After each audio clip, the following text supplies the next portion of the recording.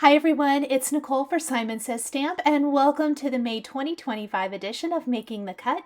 Making the Cut is my monthly series here on the Simon Says Stamp YouTube channel where we talk about all things die cutting. This month we're going to be talking about the magic of vellum. Vellum is one of my favorite products and can be used in a multitude of ways to create beautiful results for your cards. First, we are going to create our background of our card today using the blackout technique with this beautiful pristine lilac embossing folder. I love starting with a colored cardstock layer. I have embossed this from the lavender Simon Says Stamp cardstock and I flipped it over to use that debossed side. Starting with sage and pine inks, we are going to take a small shader brush and we're going to apply our inks to those debossed areas. This way, once we take our black Nocturne ink and do the blackout technique, the color that we've applied in these debossed areas is still going to show up. We are doing kind of a messy type of inking, and I don't have to worry about staying in the lines at all. Anything on the outside areas is going to get covered up with our black Nocturne ink. I've gone in first with my lighter sage color, and then we're going to go in with pine and add that detail. We'll add a pine a little more sparingly before we grab some shades of purples and even dark deep blue for our lilacs. Once I'm happy with this, we're going to go ahead, put our green inks away, and switch over to some purples. Now for our purples, I want to kind of go in with different colors here and there to add that wonderful shading and variety you get. I'm using violet and iris first, and you'll notice that I'm going in and just kind of adding color. Sometimes it's with a heavier hand, sometimes it's with a little bit lighter hand, and that's going to help give us that beautiful variation and kind of the light and dark areas that you would naturally get in our beautiful blooms. After I've got the violet, let's go in with iris, and that's going to be a little bit deeper and darker. And then to add even more interest, we will be pulling in a nice deep dark blue in a few other areas. Keep in mind that even within the flower, there are some areas that are raised, not debossed, and those will get covered with our black ink here in a minute. Now we're using Galaxy ink, and this is going to give an even deeper, darker color. You'll notice that even with that and using the blue, it doesn't necessarily look blue on the purple, and you get that beautiful, deep, dark color inside of our flower.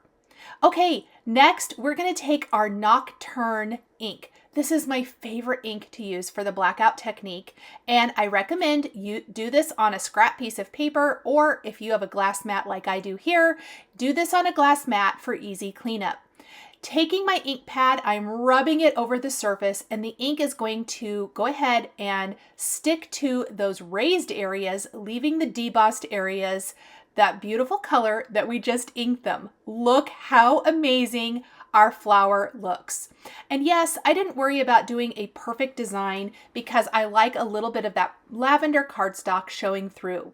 You'll notice that once we get our frames in place, we're not really going to see that much. Now, I want to show this here because I considered using this frame first, but see how it covers up a lot of the design? I just wasn't really thrilled with that, and so I thought, maybe I need to pick a different frame so that more of the beautiful pristine lilac will show. I will save these frames that I've already die cut for another project.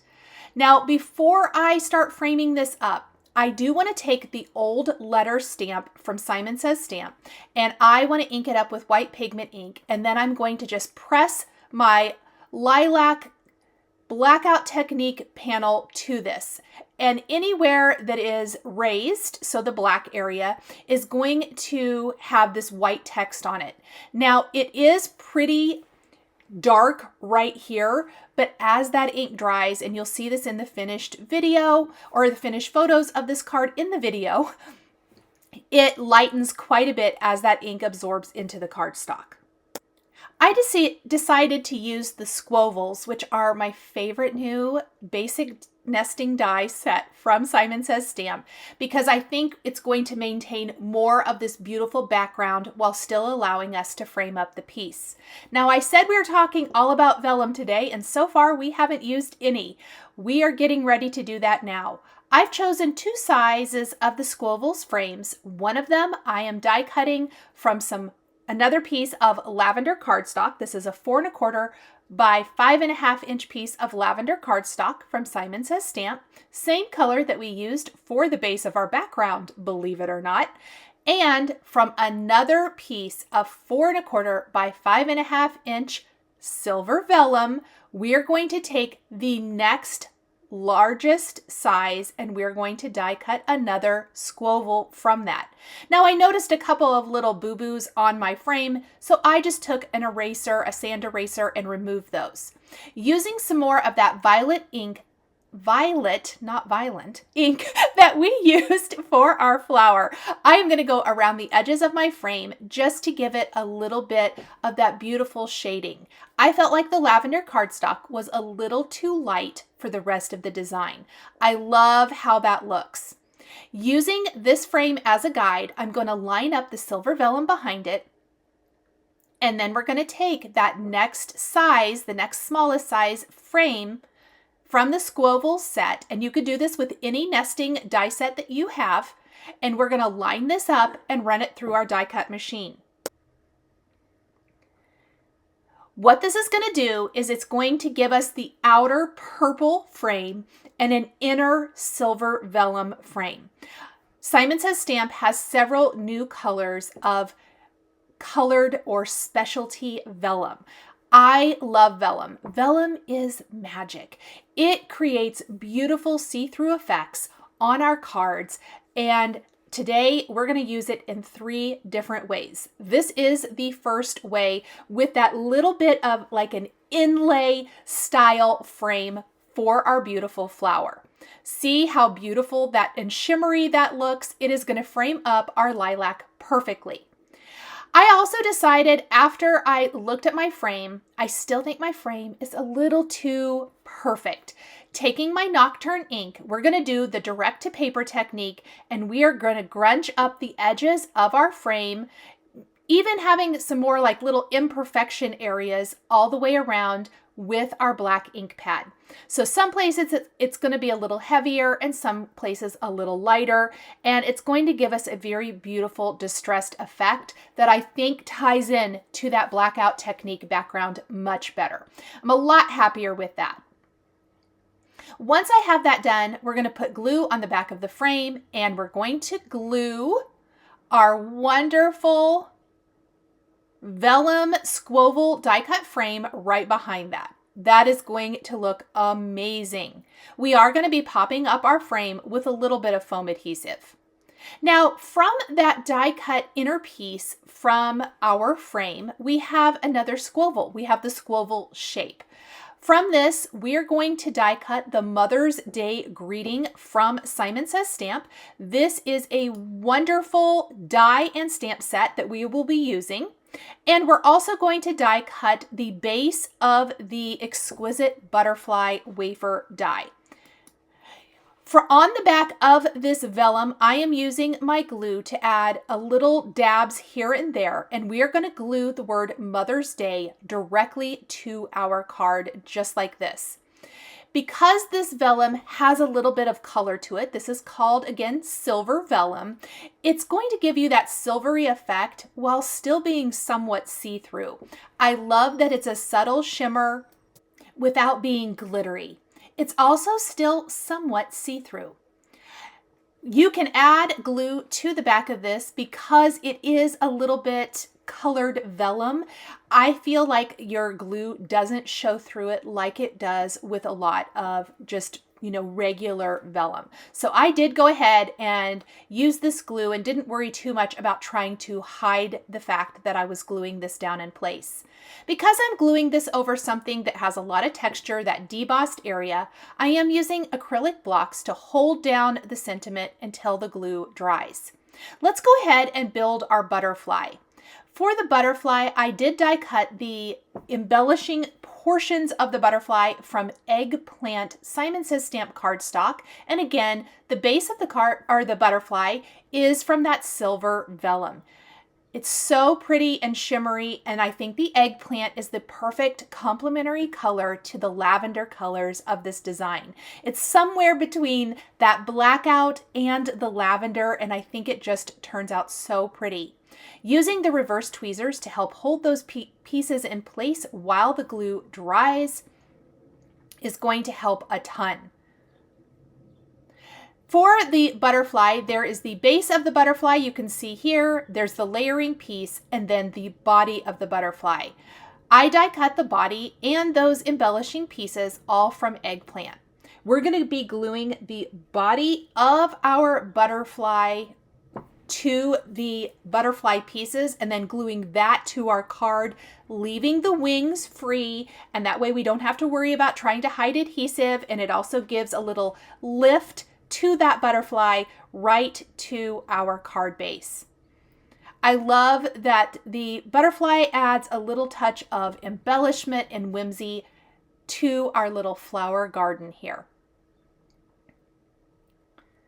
I'm going to line up the bottom and top of my butterfly just like this, grab the body of the butterfly, add a little glue in the center, and then we're going to glue that down to hold the pieces together. For the rest of the sentiment for my card today, I will be using a phrase from that Mother's Day stamp set that we will stamp on some more of that eggplant cardstock that I used for the accents on the butterfly, and we will stamp it with clear embossing ink, heat embossing with white embossing powder. You can see that I put some foam adhesive on the back of my frame that I am then layering over the background to give it a little bit more of that framed up look so that it's not quite so flat. Oh, look how beautiful that is. Now let's figure out the placement for our butterfly. I love holding on to my die cut pieces with my tweezers so that I can really kind of move it around and get it exactly where I want it to go. I'm using that small sentiment phrase as a guide so that I don't put my butterfly too low and not leave room for my greeting. On that scrap of eggplant cardstock, I'm going to prep it with the Simon Says Stamp powder tool, stamp my greeting with clear embossing ink, heat emboss again with that white embossing powder, and then die cut with a sentiment strip die, or you can use your paper, trimmer, or scissors to cut out a little sentiment strip that you can then add to your card with foam adhesive. I love the little bit of added difference in height and depth and dimension that this adds to the card, as well as adding, I love a small sentiment strip with a bigger greeting. Now that we have our small phrase, again, we'll pop that up right above the word mothers. And don't forget the apostrophe in the word mothers. I noticed that I had not added it here. I think it was actually still stuck to my die cut card platform. I want to glue that down in place. The last thing we're going to do today is add those finishing touches and embellishments. In this case, we're going to add a scattering of opal gems throughout the design for some sparkle and fun. And then we're going to take glossy accents and add that to the body of the butterfly and the antennae. Using my glue press, I'm going to add a few little dabs of glue, take my Simon Says Stamp embellishment wand, grab those opal gems. There's Simon Says Stamp gems in any color that you could possibly want. And I love that little touch of opalescence to these. We're going to scatter them throughout the entire card design. If a little glue kind of squishes out from around the gem, no worries, it will dry clear and you won't see it. And you can already see that that white pigment ink in the background is fading just a little bit. We'll glue this entire panel to a white top fold card base, and that is going to finish up this beautiful Mother's Day card. Now, if you are not needing a Mother's Day card, you could make this a sympathy card, birthday card, friendship card, thank you card, just by switching out your sentiments. Simon Says Stamp has all kinds of wonderful greetings, stamp sets, and dies, and you could intermix them however you need to customize your card. There is the finished card. Thank you guys so much for joining me today. The supplies I used to create my card are listed and linked below the video here on YouTube for your convenience. Thanks for watching, and we'll see you in the next one. Bye! Hi there, I'm Heidi, Simon's mama and founder at simonsaysstamp.com. Thank you so much for watching our video. If you like what you just saw, be sure to press the thumbs up and subscribe to see more great content.